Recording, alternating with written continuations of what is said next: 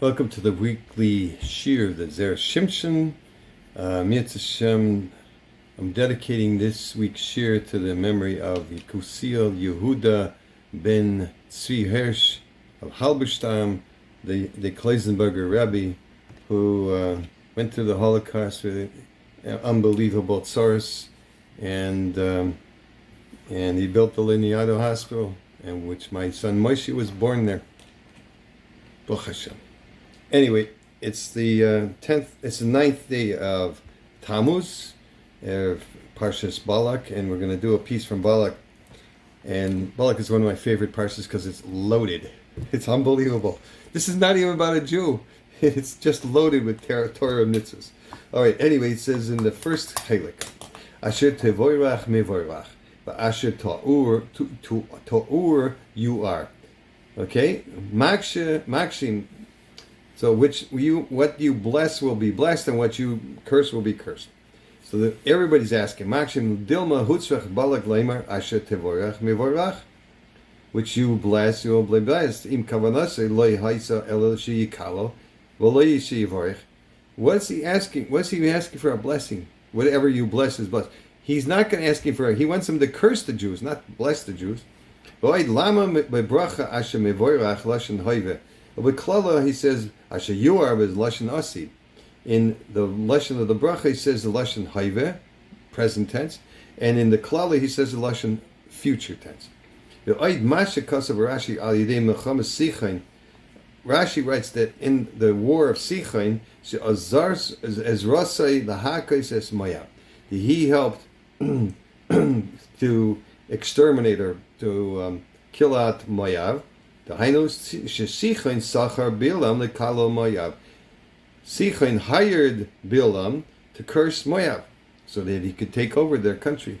The kasha Sichain lama kishenilcham nami im Yisrael loikara apam.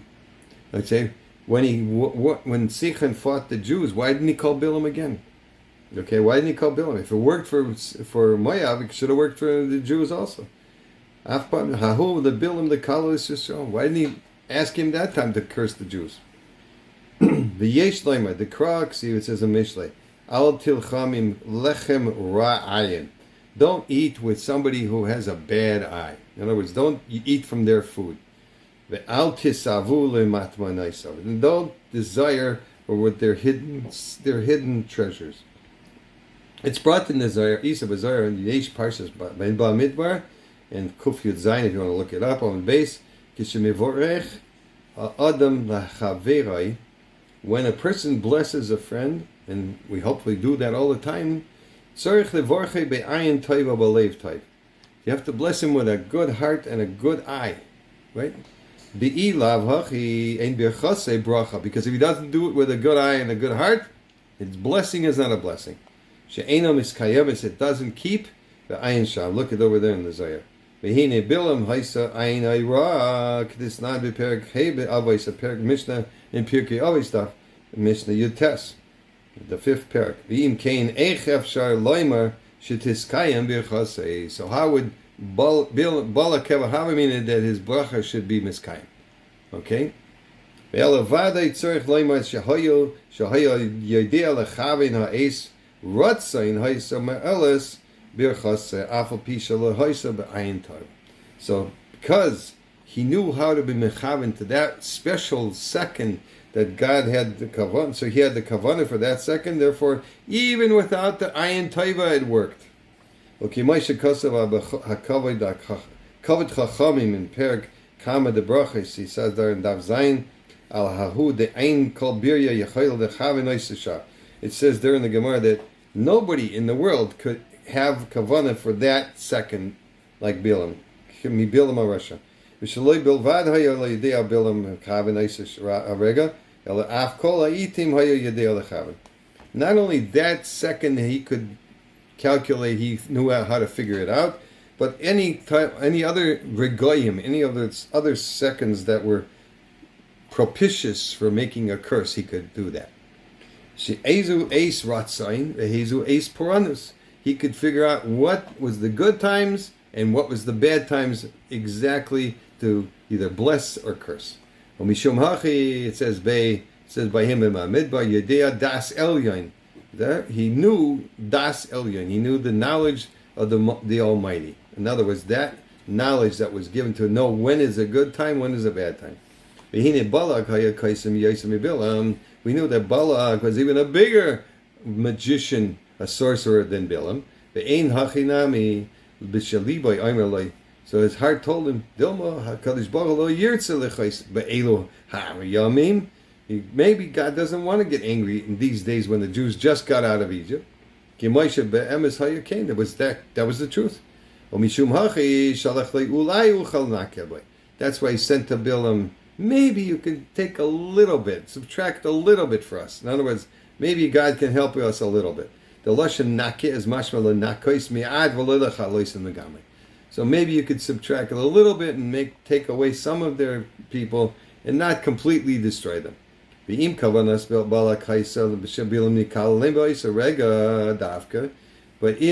if the kavanah of Balak was that Bilam should curse them at that exact moment, he should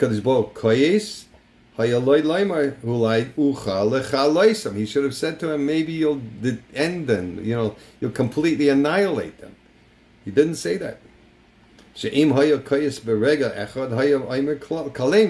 Like the Gemara says, if he was able, the God would be able to get angry in that second, he will just say one word, get rid of them, exterminate them, right? Even in English it's too long. Annihilate them, right?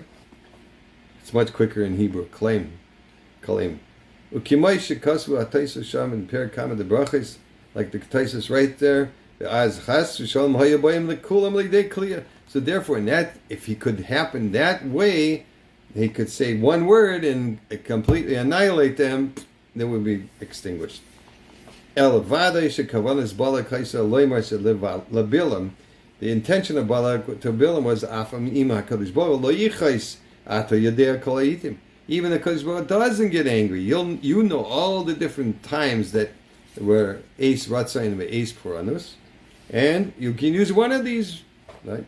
Okay, Shem Sha'ato Yedei Lechavin Ace HaRatzayim Levorech, just like you can be mechavin to make a blessing at the proper time. Kachato Tucha Lechavin Ace Puranus Lekalav. So you can have the intention to make that Puranus, the time of Puranus, to curse them. I Nami, or else if the brachas that you bless will be upheld, so afapi sha'ato ra'ayin, so even though you are a bad eye, so because if you know the exact time that you make the bracha, it takes effect. Even more so, if you can mechaven exactly that minute, that second, you can make the curses work. If so, if you say, if there's other times in the day that are propitious for making punishments, what is the power of that second that when Kodesh Baruch Hu gets me angry? What's the powerful minute that? There's other times also in the day that you can do. Yesh lemer de ha'oisa rega hu kulei din bilti rachamim kla. At that second, it's completely judgmental. There's no rachamim at all. Aval shara itim afal pishehem din v'roiges. The other times, even though there's judgmental this and maybe overwhelming the judgment and din and anger, but im kol zeh it's mishutav miat b'chesed. It's a little bit mixed with chesed. Hoyo v'shikamas Balak lo haiso dafka b'haiso regel lachein omer ulai uchal in nake b'bilai. Okay, that's why he meant that maybe you can subtract a little bit away from them.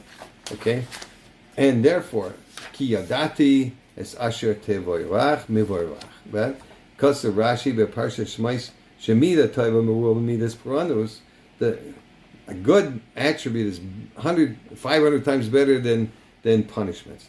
Shemitchila, because it says vayotzi v'hine yadai mitzoras kesheleg. Right?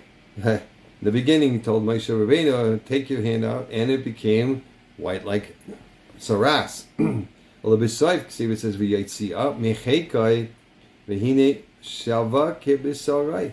He said, then take it out of again, and then it becomes, put it back in your bosom, and it become like your flesh. That when it was already stuck in his jacket or whatever, it was already like flesh.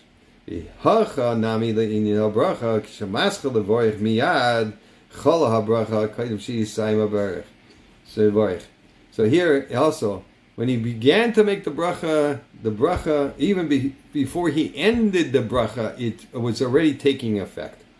Is lashon hayveh. That answers that question, right? But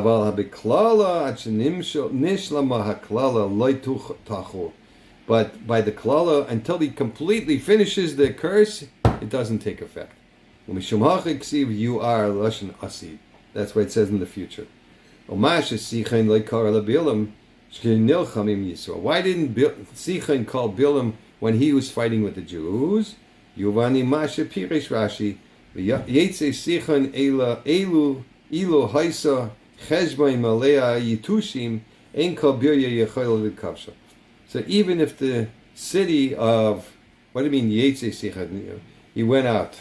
Sichon went out. It means even he was trying to conquer Cheshbon, right? Even if it was full of mosquitoes, he couldn't conquer it. It was impossible, right? V'im haya sichen b'kfar chalash, ein kol adam yachal lekavsha. Even if Sichon was in the, what do you call it, a suburb of Kfar Chalash, that means it was a weak point in his life, right? So nobody could be able to conquer him. So in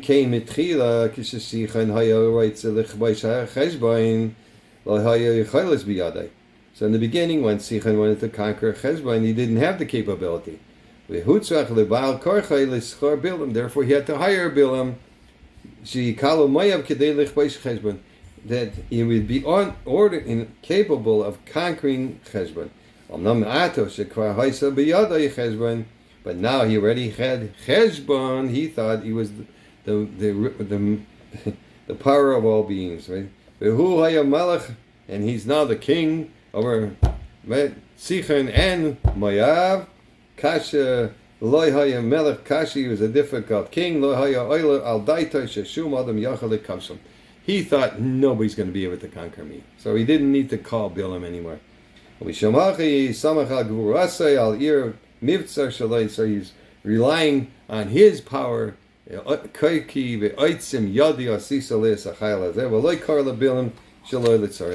need to call Bilam for nothing. Okay, I'm going to leave it there because this was a long one, 13 minutes. And I'm going to wish everyone a wonderful Shabbos, and hopefully everybody will have a Yeshua's testifies, light a candle maybe for Rabbi Halberstam. Rabbi, the Kloisenberger Rebbe is a powerhouse, absolutely amazing. I don't know how. If you read the stories, I don't know how he did it. He lost his whole family. He was beaten. He was shot. You can't imagine. Read the story, you'll see. Okay, anyway, have a wonderful Shabbos, everybody.